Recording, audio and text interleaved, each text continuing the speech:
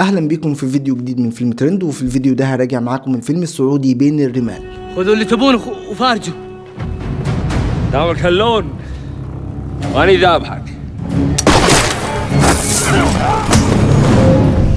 بين الرمال قصته بتحكي عن سنام بيقرر ينشق عن القبيلة ويرجع للديرة على أساس إن عنده خريطة هيخليه يسلك مسار أسهل للرجوع، ولكنه بيتعرض لمجموعة من سكان الصحراء ويحصل ما بينهم اشتباك. وطبعا هنا سنام بيفقد كل ما يمتلكه من أغراض ومواد غذائية ويبقى وحيدا في الصحراء ومش عارف ياخد أي اتجاه بالظبط. وفي نفس الوقت سنام سايب زوجته مع رجال القبيلة وهي حامل، وهي كمان في نفس الوقت بتحاول إنها تقنع رجال القبيلة في إنهم يدوروا على سنام في الصحراء. دي كل قصة الفيلم، وده كمان اللي كاتبينه الصناع كخط درامي علشان يشدك للفرجة على العمل، ولكن الحقيقة هو مفيش حاجة تانية تتقال. حرفيا ده الفيلم كله. الفيلم خالي تماما من الحبكة. خلوني الأول أتكلم عن اللي عجبني في الفيلم. شوفوا، هو الحقيقة الحاجة الوحيدة اللي خلتني أكمل العمل ده لآخره هو التصوير السينمائي ومنظر الجبال وشكل الصحراء عموما. وأعتقد إن الفيلم ده غير مكلف إنتاجيا، لأننا ما شفناش مباني تم إنشائها مثلا، ولا مشاهد قتالية عنيفة احتاجت لمدربين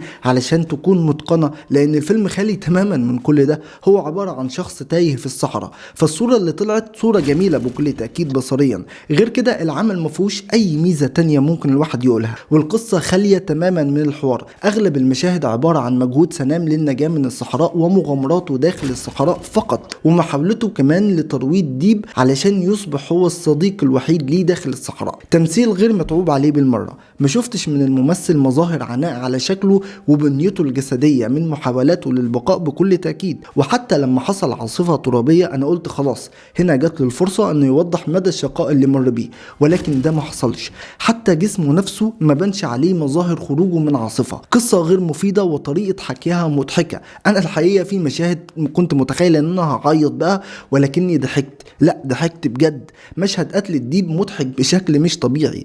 ده غير ان المشاهد غير مرتبة زمنيا، وده هتلاحظوه اكتر لما كان بيحفر حفرة علشان يطلع منها مية. بعد ما حفر وخلاص وبيبدأ بقى يقفلها علشان يحصل احتباس حراري ويبدأ ينتج مية، ولكن تلاقي مشهد بعدها وهو لسه بيكمل حفر. ومشاهد تانية موجودة شبه كده. يعني حتى التصوير اللي انا بمدح فيه غير مرتب زمنيا، وده خطأ فادح في المونتاج على فكرة.